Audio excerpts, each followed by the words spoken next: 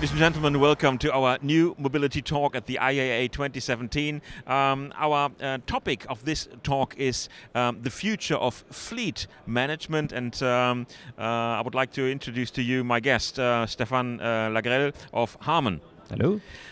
How will the future of fleet management look like? Because we're talking about new mobility trends in the automotive industry. This year there is obviously a tipping point in the industry where more companies than ever are thinking about connected cars, about e-mobility, about infrastructure topics. What is the influence on fleet management and on professional approach of big companies who are handling big numbers of cars? So I think that if we want to approach the topic, the first thing we have to talk about is TCO, which is total cost of ownership. So the TCO relates to how much a car in a fleet is going to cost to the owner of the fleet, or actually to the company who runs the fleet. Because generally, actually, the owner of the fleet is a different company that the company who runs the fleet. And so the total cost of ownership is made of several parameters like the fuel, like the insurance, like the taxes, and some other stuff. But the biggest part of it actually is the depreciation. So how much value the car is going to lose from the day that you have bought it to the day that you're going to sell it, or from the first day of the leasing to the last day of the leasing. And because basically what the fleet manager is going to pay is the difference between the two, right? Or this is what the leasing company will charge mainly to the lease, the company who has the fleet. And so the fleet management is how can we decrease this TCO? And so there are a few steps that we can take, and one is can we ensure that we understand more what our fleet is doing, what our drivers are doing, how are they driving? Can we understand more where our cars are, how much are they used, and all that stuff? And this is, I think, where all the technologies will really change dramatically the way that the fleet management is done. Because today, there are some companies where there is hardly any fleet management apart from, if the car tells you to make the maintenance, then this is the address you have to go, and maybe they give you a fuel card and they ask you to note the kilometers, but actually nobody knows exactly when you have been fueling. But why is it so? Because the cost factor of the car fleet of a company might be a big one. But why aren't companies engaging more on these topics? Is the technology not available? I think that there are a few things. There is a question of technology, but there is also a question of, privacy data kind of thing. Because when you start to put a tool in the car that's going to track what you're doing, how you're driving, where you're driving, when do you use the car, and so on and so forth, then the first question that is coming next is, okay, what about my privacy? What about the data? Who owns the data? Where is the data going? Who treats the data and all that stuff? And I think that this is one of the things that has been so far really, slowing down, I would say, a little bit this evolution. However, I think that there is things going to change because everybody wants to make sure that the costs are really under control.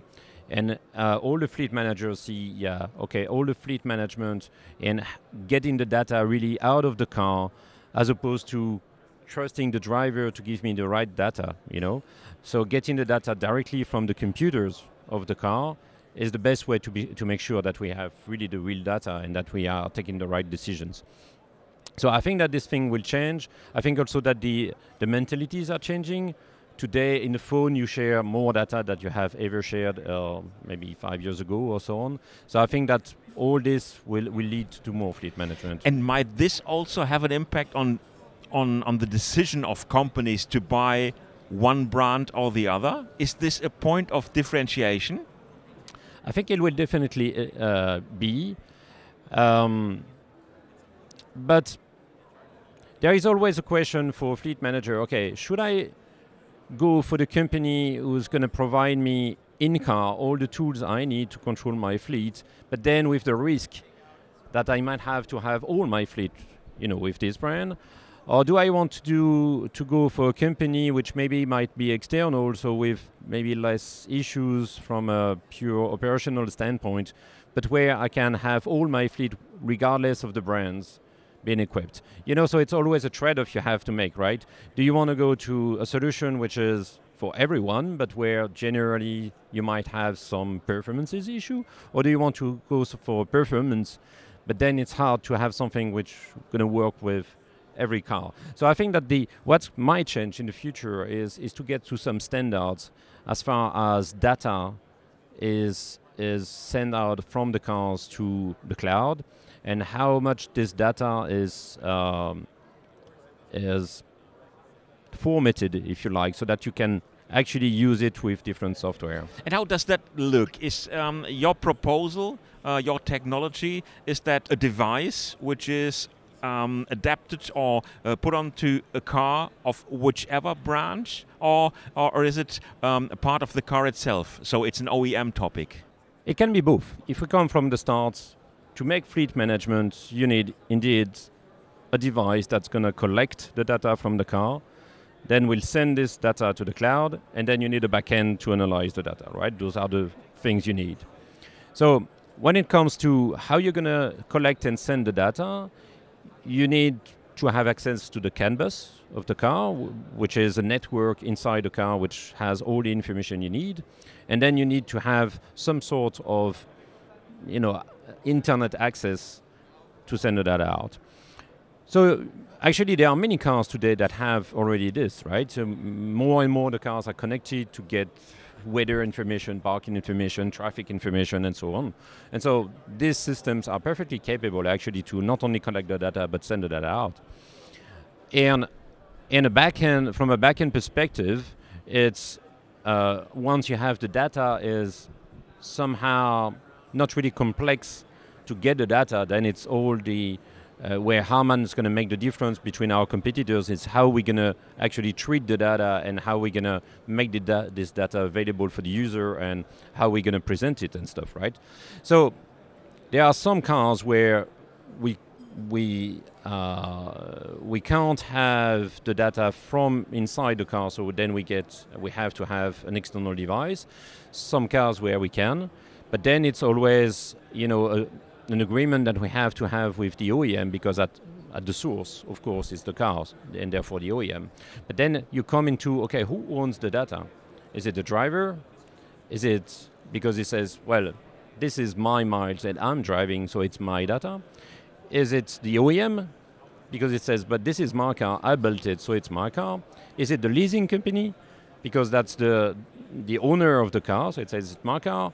Or is it the employer of the driver, because they say, well, it's my company and I'm paying for the leasing, and then you get into this big question, who owns the data? You said the question is whose data is it? And I think the future business or a big business opportunity is the handling of data. And the question is, will those data collectors like Google, like Facebook, be an alternative to the car manufacturers, for example, or is there still enough room for companies like Harman, for example, to do the job? No, I think Facebook and Google is going to be a different story, because what you're interested into the data is, for instance, okay, how can I do preventive maintenance?